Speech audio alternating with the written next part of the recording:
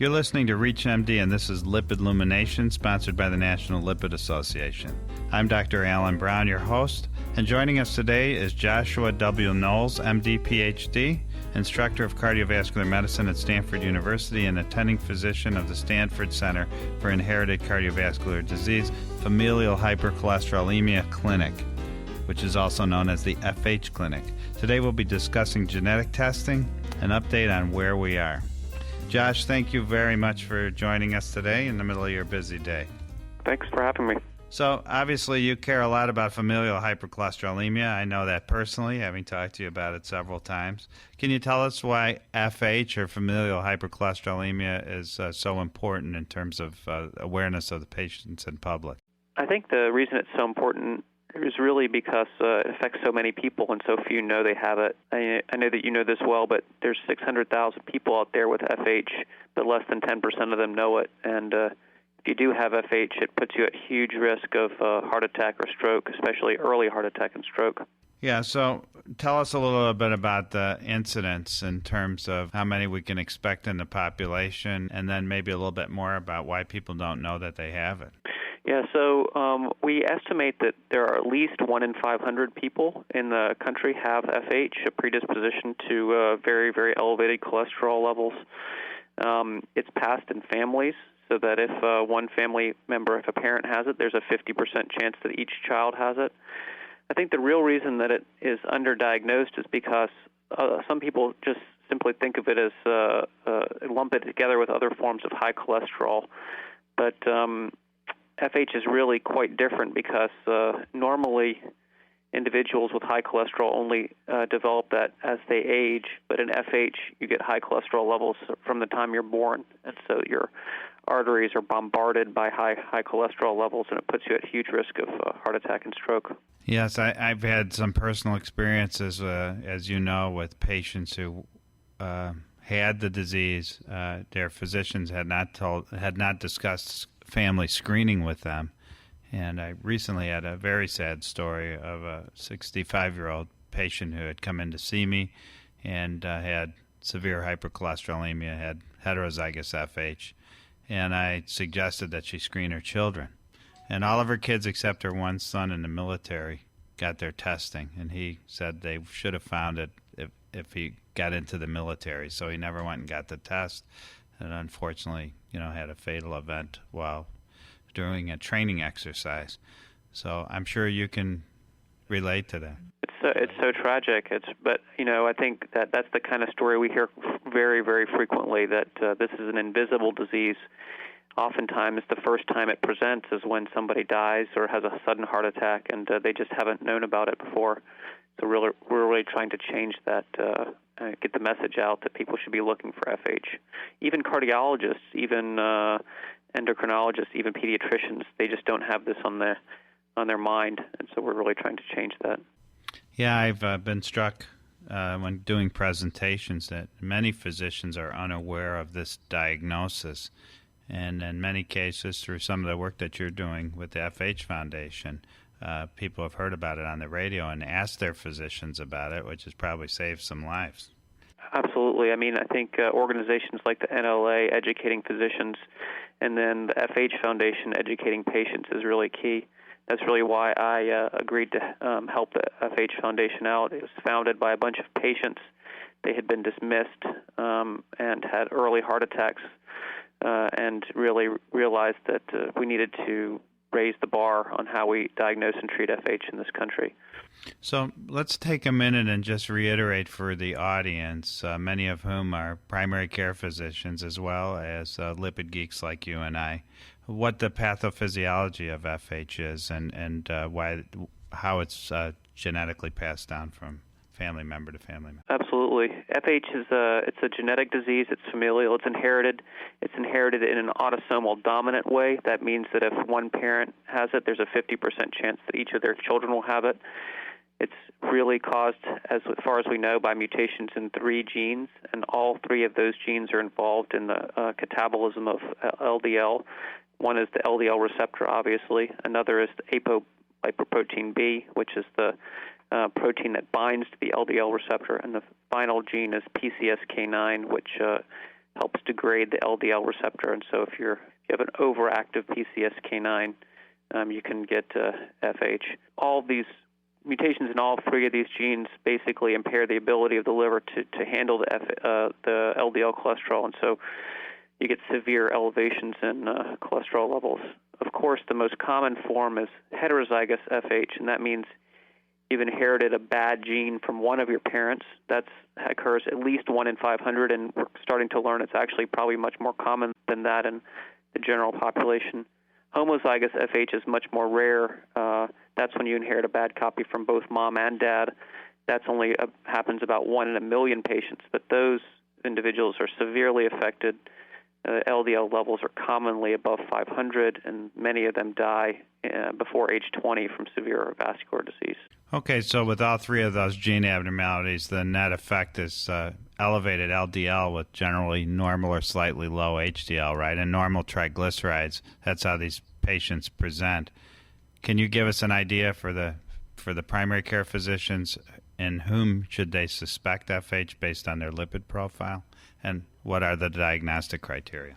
Yeah, absolutely. I think the general consensus nowadays is that if the LDL is greater than 190 in an adult, you should suspect FH and you should go asking some more questions. The actual formal diagnosis can be made using one of three existing criteria, and that depends largely on your absolute level of LDL, your family medical history, your personal medical history, and your physical exam. There are some key physical exam findings that can help you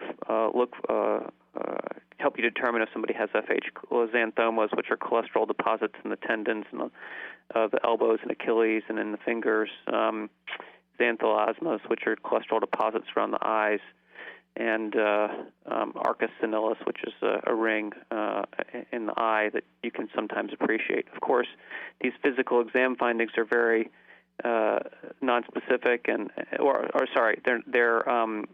they're not necessarily there. A lot of times, FH patients do not have these physical exam findings, and so the absence of them doesn't mean somebody doesn't have FH. So if you have a patient whose LDL is over 190 as an adult, right, that should make you suspicious. And then if they've got a first-order relative with similar numbers where their primary lipid abnormality is elevated LDL, that would also be a very strong indication they may have the disorder, correct? Absolutely. And if children have an LDL over 160, that's also highly suspicious. If you're just tuning in, you're listening to ReachMD. I'm Dr. Alan Brown, and I'm speaking with Dr. Josh Knowles, attending physician at Stanford Center for Inherited Cardiovascular Disease and Familial Hypercholesterolemia Clinic. So, Josh, let's talk a little bit about them. Once you suspect that a patient has FH, we talk about cascade screening. Can you describe cascade screening and why it's important? Yeah, absolutely. Because FH is a genetic disease and it's passed in families, once you identify one person with FH, it's really incumbent upon us to look at the rest of the family to try to find out if there are any other FH patients. All first-degree relatives have a 50% chance of also having FH. So if you identify, for instance, a man or woman with FH, their parents have a 50% chance of having FH, their children have a 50% chance of having FH, and their brothers and sisters have a 50% chance. So you have to screen all of those relatives to look for patients that might have FH that don't know they have it. And really, that's the public health benefit of looking for FH. It's not necessarily identifying that one individual. It's doing family tracing to identify other individuals that are at risk that don't know they have it, and then can be saved from having bad outcomes by putting them on proper therapy.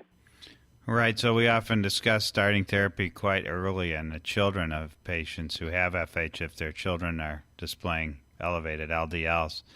Do you want to comment a little bit on boys versus girls, whether there should be any difference in when we start treating and what their risk profiles look like? Well, I mean, I'm not a pediatrician, so I don't commonly treat the kids, but, the American Academy of Pediatrics now recommends that lipid-lowering therapy with statins can be started as early as age 8 for those kids with FH and elevated LDL levels. And generally, they're considered quite safe, both for boys and girls, although, of course, girls during times when they're thinking about having kids should go off statins. Yes, that's what I tell them. I know that girls sometimes, if they don't smoke, they have a little better prognosis until later in life, whereas we hear a lot of really premature heart disease in men. So, but I think that currently most pediatricians are starting these kids at about 8 years old. And if the girls smoke with this disorder, they have a very high incidence of premature coronary disease, correct? Yeah, absolutely, absolutely. Yeah, so I tell them the same thing that you do, that, we'll start your children on medication, and when the young lady gets married and decides to conceive, that they stop the statin before they try to conceive, and then stay off it till they're done breastfeeding. Right.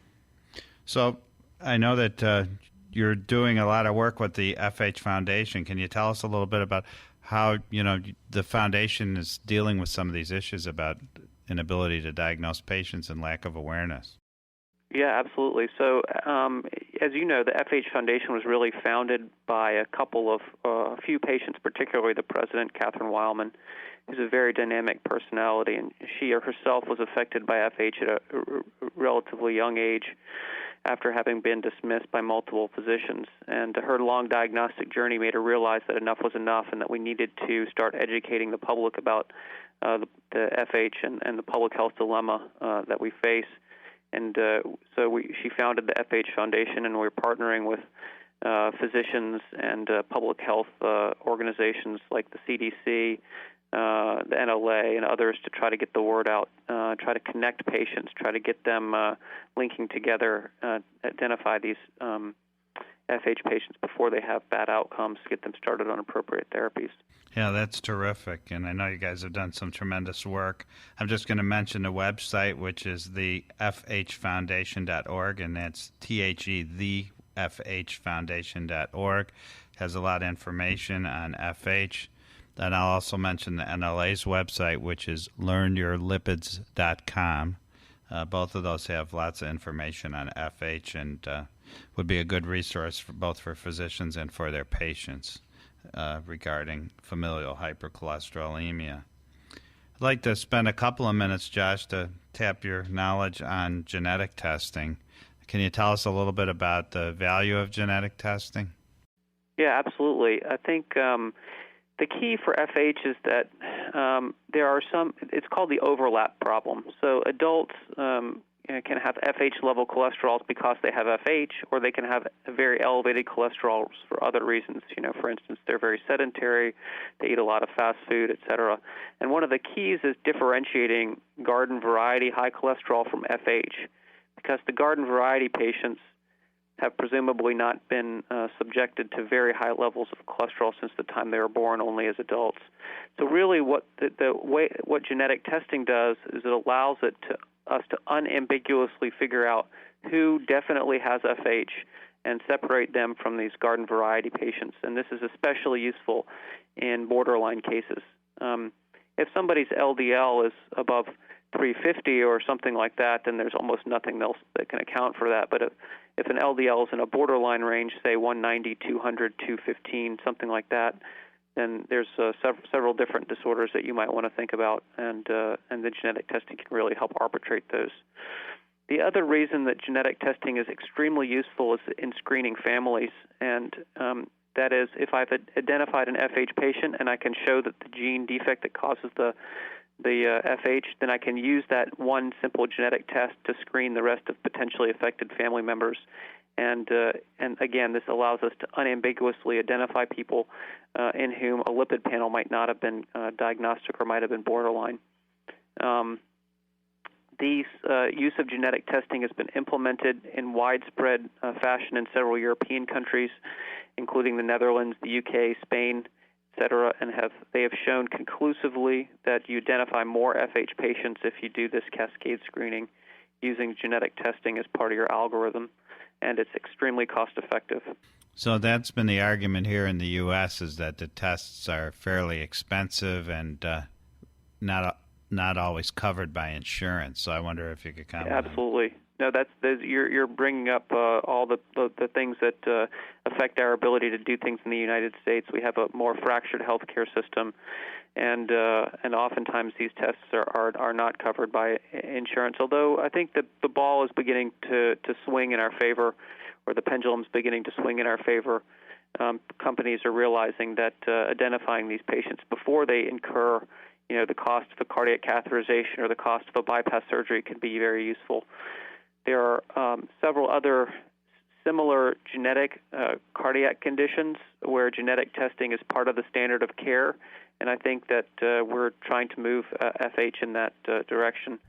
Well, Josh, I wish we had all day to talk about this because it's a fascinating topic, and it's so common. When you go to the mall, there's lots of people walking around that have undiagnosed FH. So I really appreciate your help in the diagnosis, approach to family screening, and treatment discussion. Yeah, thank you for having me. So thank you very much for being with us today. I'm sorry that we've run out of time. And I'm Dr. Alan Brown. You've been listening to Lipid Illumination, sponsored by the National Lipid Association on ReachMD. Be sure to visit our website at reachmd.com/lipids, featuring podcasts of this and other series. Thank you very much for listening.